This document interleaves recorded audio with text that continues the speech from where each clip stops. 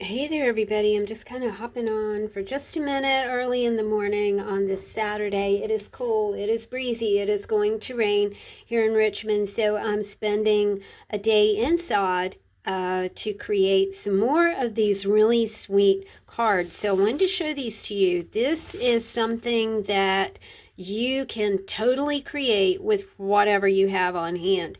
I'm going to show you how to do this in a future video. I'm hoping to get to that sometime this weekend. To me, these would make excellent Mother's Day cards. And I don't have a mama to send Mother's Day cards to this year. She's in heaven, and sometimes the postal service up there is just really iffy. It was nice to laugh. Anyway, I I'm developing these to send to moms, or send to my friends who have lost moms recently.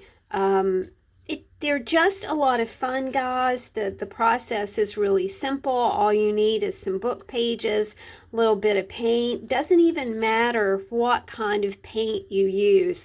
I did take advantage of my big acrylic paint stash.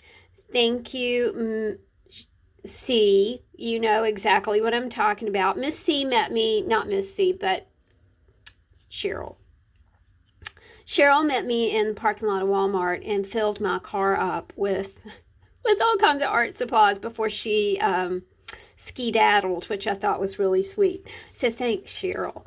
I'm going to teach you guys how to make these this week, but then I'm also developing a little mini kit to sell over at Etsy that has all of the cutout things you need. So all of the painty paper, all of the super cool text pages that I used for leaves. Of course, this is a painted text page as well.